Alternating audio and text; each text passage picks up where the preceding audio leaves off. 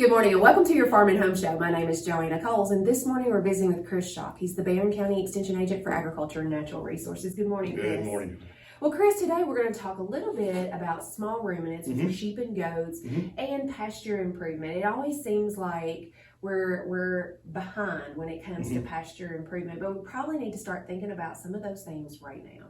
I really like doing pasture improvement in the fall. From what I've seen, both personally and professionally, I think you set yourself up for a better chance of success. Okay, all right, we're going to utilize the moisture, and I realize people say, well, what about last year? We can't dwell on 1 year, and we got to move on. So, and I think when small ruminant producers think about this, and I'm not categorizing everybody this way, but a lot of times they're pretty heavily stocked.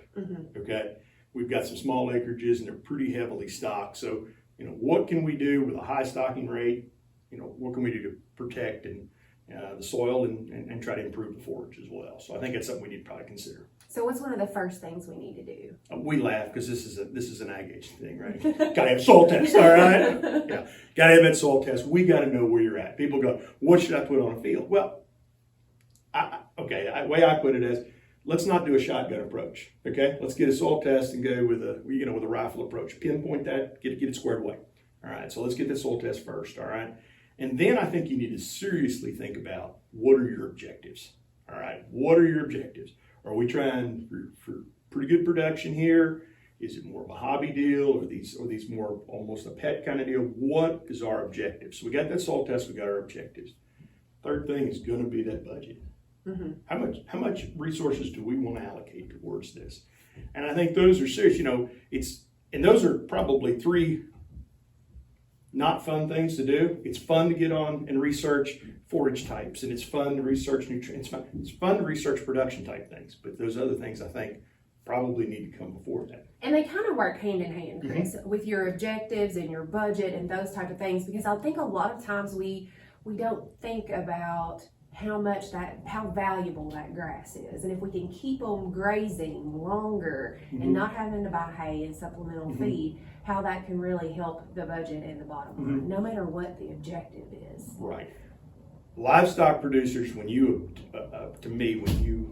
bring in the philosophy or adopt the philosophy that I am a grass farmer, I am a grass farmer, and these animals, whether they be small ruminants or whatever, they work for me to harvest that forage. And I think when you adopt that mentality, I think things go better. Yeah, and a lot of times that's introducing maybe some different forages into our traditional mix. And those are things that are kind of fun to look at and see as well. Yeah, I think the small ruminant producers, from the folks that I work for, are actually more likely to embrace some of these newer forages than maybe our traditional livestock, because status quo works pretty good with other things. But when we got small acreages, we need to improve that. We can't go on the philosophy that goats can eat anything, all right? Yeah, there's a lot of things they can eat. However, what about, are we meeting their nutritional needs for their particular stage of production? So I think, when we're talking about introducing lespedizas, which, better protein source, but however, there's some natural tannins in there that work with the parasite control. So there's all kinds of things out there. If we use a sweet clover instead of a traditional ladonna clover or something like that. So yeah. And I think that might be one of the mistakes, that when people are new into, especially goats, I feel like they think that they can eat anything. But it's just like a human. When we're not getting our nutrients and we're not getting our nutritional needs met, we're more prone for sickness and other things to come in, and that's where you see problems. Right, and then when we stress the animal in any particular way, if we're not meeting those nutritional needs, we are going to see that problem. And all that nutrition is it's a complete package, providing that complete vitamin mineral supplement out there, and then looking at our stored forage, how we're going to get through the winter, putting all that together, making sure we can meet the animals, because they're, depending on the production stage, they got different nutritional requirements. So, and that's why it's nice to have everybody on the same production stage. But anyway, that's for another day.